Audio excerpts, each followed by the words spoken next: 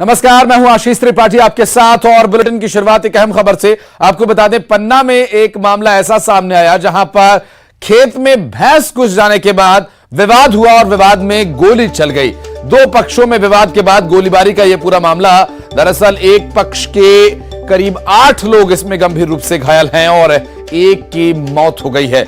जिला अस्पताल में तनाव की स्थिति बनी हुई है। भारी संख्या में पुलिस बल तैनात किया गया है और जिला अस्पताल में गंभीर रूप से घायल लोगों को भर्ती करवाया गया। कोतवाली थाना क्षेत्र के हरदुआ गांव का यह पूरा मामला बताया जा रहा है, जहां खेत में भैंस घुस जाने के बाद विवाद हो गया दो पक्षों में और इस विवाद में बात बढ़ते बढ़ते गोलीबारी तक आ पहुंची और गोली लगने से एक शख्स की मौत हो गई और करीब करीब 8 लोग इस पूरे मारपीट में घायल हो गए। दो पक्षों के बीच विवाद का यह पूरा मामला, जहां पन्ना में एक पक्ष के करीब 8 लोग गंभीर रूप से घायल हैं, जिन्हें हॉस्पिटल में एडमिट करवाया गया है। और आपको बता दें कि जिला अस्पताल में तनाव की स्थिति बनी हुई है। भारी पुलिस बल वहां पर तैनात किया गया है और भारी संख्या में पुलिस बल की तैनाती के बाद यहां पर लोगों का इलाज किया जा रहा है जो घायल हुए हैं। आपको बता दें कि इस गोलीबारी लड़ाई झगड़े में एक शख्स की जान भी चली गई और जिला अस्पताल में तनाव की स्थिति बनी हुई है। भारी संख्या में पुलिस बल यहां पर तैनात किया गया है। संजय तिवारी हमारे सहयोगी हैं फोन लाइन पर। संजय, क्या जानकारी मिल पा रही है इस पूरे प्रकरण को लेकर? खेत में भैंस ही घुसने का विषय या और भी कुछ पुरानी रंजिश है? निश्चित तौर पर गांव में जो लोग निवास करते हैं तो एक जाति संघर्ष रहता है। ये दो जाति के लोग हैं, एक वाजपेयी है का परिवार है और एक यादव का परिवार है। तो निश्चित तौर पे पुरानी रंजिश भी रही होगी, लेकिन आज सुबह भैंस खेत में घुस गई थी और दोनों पक्षों में कहा सुनी हुई और उन्होंने कहा कि मतलब अपनी भैंस हमारी खेत में क्यों घुसी, इसको लेकर विवाद हुआ और एक पक्ष के लोगों ने सीधे सीधे गोली चलाना प्रारंभ कर दी, जिसमें पूरन यादव है जिनकी 55 वर्ष जिनकी मौके पर मौत हो गई है और तकरीबन 7 लोग गंभीर तो नहीं है, मामूली घायल है। लेकिन संजय, पुलिस क्या कह रही है? अब ये तनातनी गोलीबारी हत्या ये मन बढ़ाई है एक तरह की? जी, निश्चित तौर पर पुलिस का कहना यह है कि मौके से जिसने गोली चलाई है उसे गिरफ्तार कर लिया गया है और बाकी स्थिति को कंट्रोल में रखा जा रहा है। हालांकि जो दूसरे समाज के लोग हैं, यादव समाज के, वो हॉस्पिटल में अभी मौजूद हैं और उन लोगों के घर ध्वस्त करने की मांग कर रहे हैं कि जिस तरह से शिवराज सरकार अपराधियों पर कार्रवाई करती है उसी तरह से कार्रवाई की जाए और उनके शस्त्र लाइसेंस कैंसिल किए जाएं और उनके घर ध्वस्त किए जाएं। हालांकि पुलिस की जो एडिशनल एसपी है आरती सिंह, वह हॉस्पिटल में मौके पर है। उनका कहना है कि पहले घायलों का इलाज हो जाए, अंतिम संस्कार हो जाए, फिर जो विधिवत कानूनी कार्रवाई होगी वो की जाएगी। जी, निश्चित रूप से आप नजर बनाए रखें संजय, आगे अपडेट लेंगे आपसे।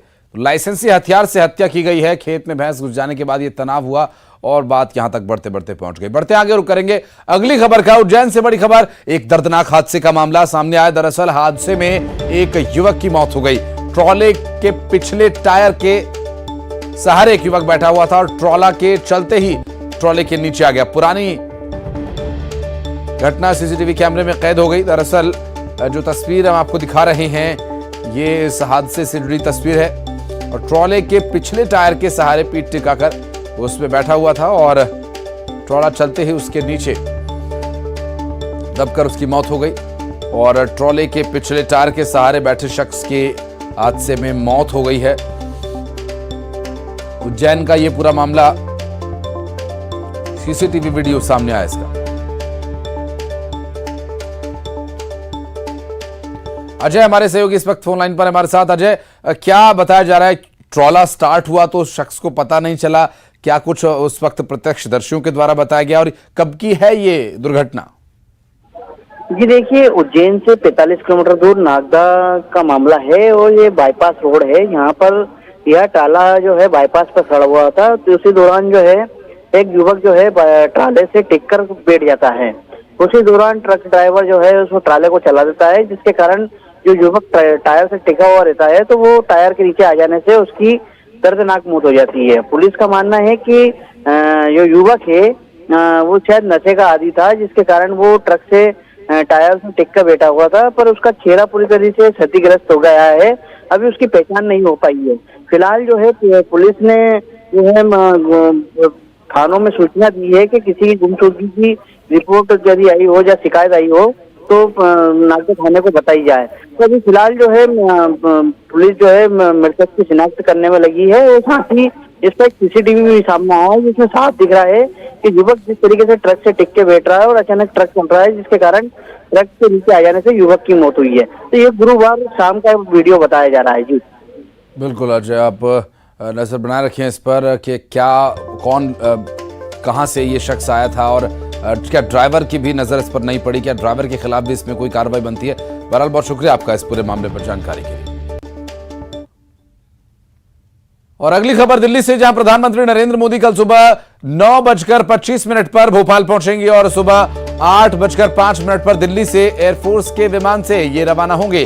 और प्रधानमंत्री नरेंद्र मोदी सुबह करीब 9:25 पर भोपाल के ओल्ड स्टेट हैंगर पर पहुंचेंगे और सुबह 9:30 पर स्टेट हैंगर से हेलीकॉप्टर के जरिए रवाना होंगे और सुबह 9:50 पर ये लाल परेड मैदान पर हेलीपैड पर हेलीकॉप्टर इनका उतरेगा और सुबह 10 बजे कंबाइंड कमांडर कॉन्फ्रेंस में ये शामिल होंगे। दोपहर करीब 3:15 पर रानी कमलापति रेलवे स्टेशन प्रधानमंत्री नरेंद्र मोदी पहुंचेंगे।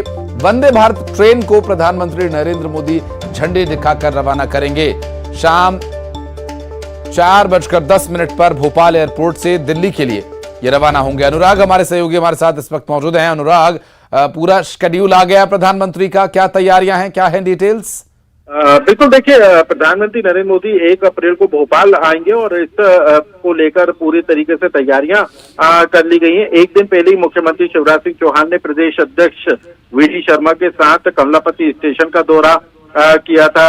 इसके अलावा स्टेट हैंगर पर भी मुख्यमंत्री गए थे, लाल परेड ग्राउंड पर भी गए थे, यानी कि जहां जहां से प्रधानमंत्री होकर गुजरेंगे वहां की व्यवस्थाओं का मुख्यमंत्री ने जायजा लिया था। सबसे बड़ी बात है कि 9:30 बजे जो है प्रधानमंत्री भोपाल स्टेट हैंगर पर आएंगे और उसके बाद जो उनके जाने का कार्यक्रम है वो 4:10 पर भोपाल एयरपोर्ट से दिल्ली के लिए रवाना होंगे। यानी कि इस दौरान अलग अलग कार्यक्रमों में प्रधानमंत्री शामिल होंगे।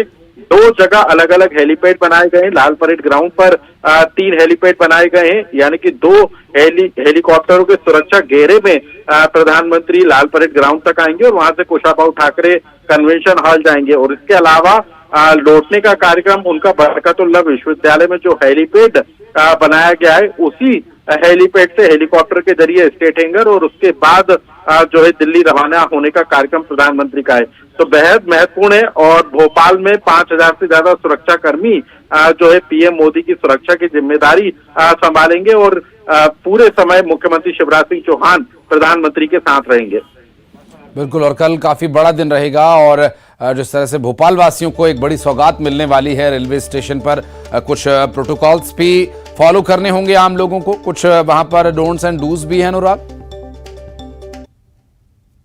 लोगों की आवाजाही को बंद कर दिया गया है, 1 नंबर प्लेटफॉर्म को बंद कर दिया गया है और कल जो गाड़ियां होगी वो 3 नंबर 5 नंबर के प्लेटफॉर्म से होकर गुजरेंगी और लोगों की जो आवाजाही है वो 5 नंबर से ही की जाएगी। तो प्रधानमंत्री की सुरक्षा के मद्देनजर कमलापति स्टेशन पर खास इंतजाम किए गए। इसके अलावा जो कुशाभाऊ ठाकरे कन्वेंशन हॉल है वहां पर भी सुरक्षा के तगड़े इंतजाम होंगे, वहां पर भी लोगों की आवाजाही पूरी तरीके से बंद होगी। यानी कि ठीक है, बहुत शुक्रिया आपका इस पूरे मामले पर जानकारी देने के लिए। कल की फिर व्यस्तता रहेगी और मूवमेंट है, प्रधानमंत्री नरेंद्र मोदी आ रहे हैं भोपाल और कल बहुत बड़े कार्यक्रम होने हैं, कमांडर कॉन्फ्रेंस होगी और उसके बाद भोपाल वासियों को एक बड़ी सौगात मिलने वाली है।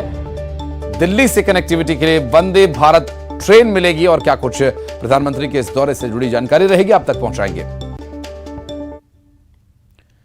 और अगली खबर, रायपुर पहुंचे एआईसीसी के सहप्रभारी विजय जांगड़ ने बीजेपी पर निशाना साधा। उन्होंने कहा कि ओबीसी का मुद्दा उठाना बीजेपी की साजिश है। राहुल गांधी ने ओबीसी का अपमान नहीं किया। कांग्रेस पार्टी देश के लोगों को बीजेपी की साजिश को बताएगी। और विजय जांगड़ कांग्रेस के जय भारत सत्याग्रह में शामिल होने रायपुर पहुंचे हैं। ओबीसी का मामला कहां से गया? ओबीसी शब्द कहां से आ गया? बीजेपी ओबीसी, कहां ओबीसी की बात हुई इसमें? बीजेपी बिना बात में ओबीसी का मुद्दा बनाना चाह रही है और भारतीय जनता पार्टी के नेताओं को भी ये पता जिस प्रकार की राजनीति कर रहे हैं, तो इसमें मत तो ओबीसी का तो कहीं जिक्र ही नहीं है। और कांग्रेस तो हमेशा 36 कौम को साथ लेकर चलने वाली है। और कांग्रेस ने तो ओबीसी के नेताओं ने जब 89 से पहले मंडल कमीशन से पहले भी कांग्रेस ने ओबीसी के नेताओं को बढ़ाया है। ज्ञानी जेल सिंह जी ओबीसी से थे, अशोक गहलोत भी ओबीसी के हैं, क्रिस ब्रिगेड भी ओबीसी के हैं। अनेकों नेता कांग्रेस ने ओबीसी आंदोलन से पहले, जब मंडल कमीशन लागू हुआ उससे पहले, दलितों और पिछड़ों के लिए कांग्रेस ने हमेशा आगे बढ़ाने का काम किया है। और निवाड़ी के ओरछा में कल बॉलीवुड की प्रसिद्ध गायिका ऋचा शर्मा ने शानदार भजनों की प्रस्तुति दी। दरअसल ऋचा शर्मा को सुनने के लिए राम राजा सरकार के मंदिर का मैदान खचाखच भरा हुआ था। पूरा कार्यक्रम मध्य प्रदेश शासन और संस्कृति विभाग के द्वारा आयोजित किया गया था। ऋचा शर्मा ने न्यूज 18 से खास बातचीत की और उन्होंने राम राजा सरकार की नगरी में आने को बहुत बड़ा सौभाग्य माना।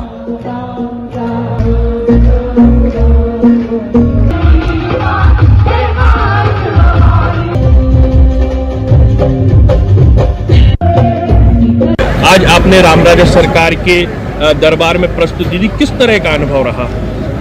बहुत ही डिवाइन और भावपूर्ण जो माहौल था, सबका ये जोश और ये उत्साह और एक जो रौनक मिला, ऐसे लग रहा था खुद स्वयं राजा राम यहीं पे ही विराजमान है। आपने बताया ये आपका दूसरी बार परफॉर्म दिया है, तो पहली और दूसरी बार, पहली बार क्या आप ऐसा मतलब बोला जाता है कि राम राजा सरकार के दरबार में जो एक बार आता है वो बार बार आता है, तो इस तरह का क्या अनुभव आपको लगा? अनुभव के बारे में तो ये बयां करना मुश्किल है, लेकिन यहाँ मैं दोबारा आई, यही मेरी एक बहुत ही भाग्य की बात है। मेरा सौभाग्य है कि दूसरी बार मुझे ऐसा मौका अवसर मिला, तो मैं धन्यवाद। और 27 मार्च से देवास में चल रहे नेशनल जुजुत्सु चैंपियनशिप 2023 का समापन होने जा रहा है और प्रतियोगिता में 26 राज्यों के 1350 खिलाड़ियों ने हिस्सा लिया और यहां पर फर्स्ट, सेकंड और थर्ड पोजीशन पर आने वाले खिलाड़ियों का अंतर्राष्ट्रीय स्तर पर चयन होना है। बता दें कि जुजुत्सु की मार्शल आर्ट्स की मदर माना जाता है और देवास में इस खेल का आयोजन दिवंगत महाराज तुकोजी राव पवार की स्मृति में तुकोजी राव पवार स्टेडियम मेंकिया में किया गया है, जहां पर 1350 खिलाड़ियों ने इसमें हिस्सा लिया।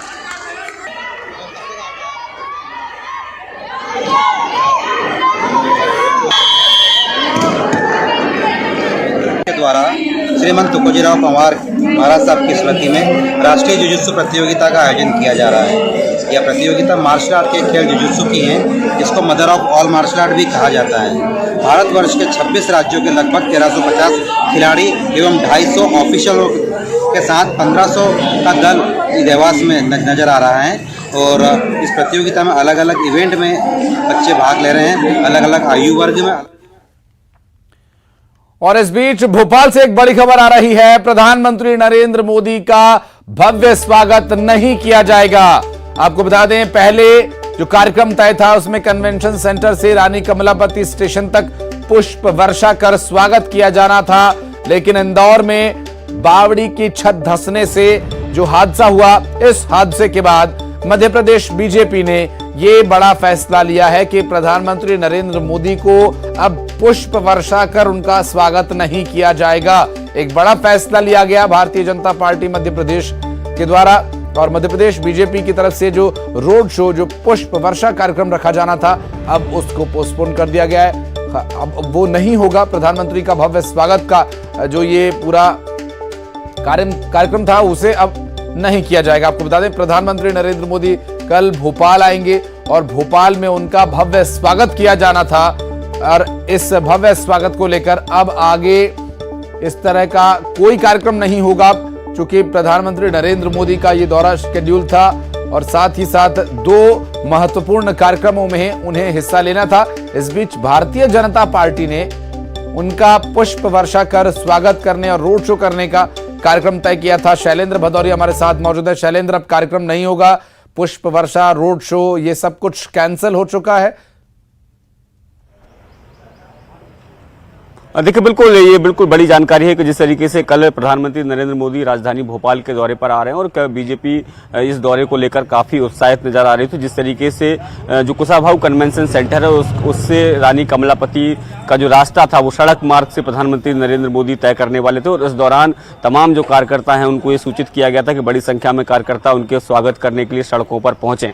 लेकिन जिस तरीके से कल इंदौर का हादसा पेश आया उसके बाद अब मध्य प्रदेश बीजेपी ने सारे कार्यक्रम जो है वो रद्द कर दिए हैं।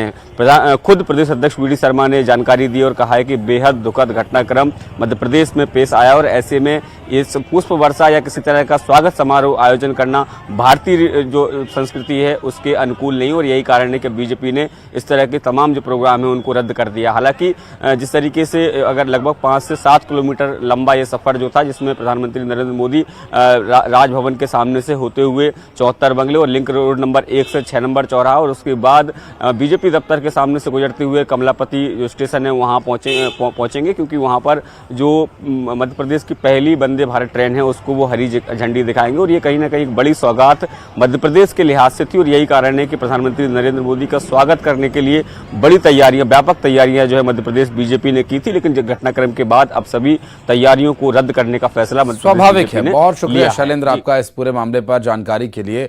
और बढ़ते हैं आगे, अब रुख करेंगे अगली खबर का। अपने दर्शकों को बता दें इस पूरे मामले को लेकर कोरबा से एक बड़ी खबर आ रही है। दरअसल कोरबा नगर निगम की सामान्य सभा में हंगामा हो गया और नेता प्रतिपक्ष हितानंद अग्रवाल की अगुवाई में यह हंगामा हुआ। बीजेपी पार्षदों ने महापौर के खिलाफ प्रदर्शन किया और बीजेपी ने महापौर पर रबर स्टांप होने का आरोप लगाया। एक रबर स्टांप के तरह काम करते हैं महापौर, आरोप लगाया गया और इस पूरे मामले में वहां काफी बहस होती हुई दिखाई दी। तस्वीरें हम आपको दिखा रहे हैं, देखिए वहां, जबकि इस पूरे मामले को लेकर नगर निगम की सामान्य सभा थी, सामान्य सभा में यह सब कुछ हुआ। हितानंद अग्रवाल की अगुवाई में हंगामा किया गया। भाजपा पार्षदों ने महापौर के खिलाफ प्रदर्शन किया और रबर स्टांप महापौर को ठहराया।